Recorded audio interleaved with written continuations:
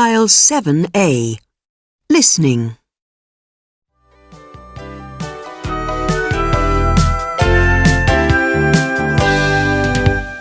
And now on to last night's TV. The highlight for me was a new series on Channel 4 called The Unteachables. It's a kind of reality show that aims to find out if it's really true that there are pupils who cannot be taught. Last night we were introduced to the pupils. There are 16 of them altogether, and they're all 14 years old. They've all been expelled from schools at least once, and their teachers think they're impossible to teach. Watching the pupils on last night's programme, it isn't hard to see why. We see the group during their introductory weekend at the study camp, when they meet each other for the first time. At one point, one of the boys warns that he might set fire to the building. You couldn't imagine how their teacher was going to teach them.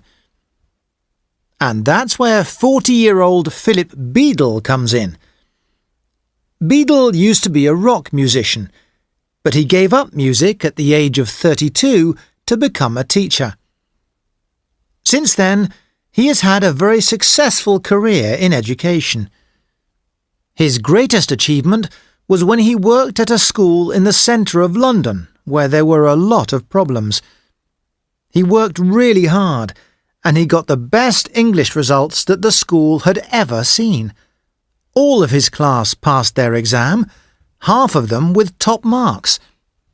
But let me get back to the programme.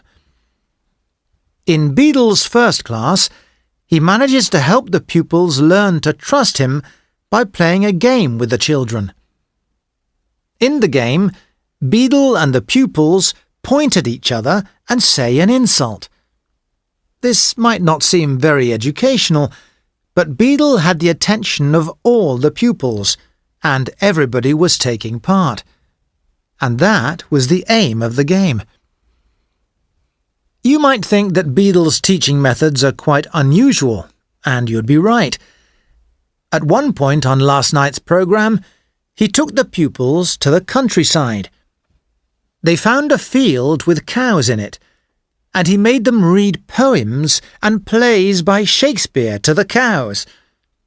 Remember that these are children who refuse to read in front of other people in a classroom. In another scene, they are in a different field, learning about punctuation. Beadle teaches this by moving about the class and shouting the names of the types of punctuation. The pupils learn by copying him, and it looks like great fun. By the end of the first episode, the pupils are starting to accept their new teacher. Some of them even say he's all right.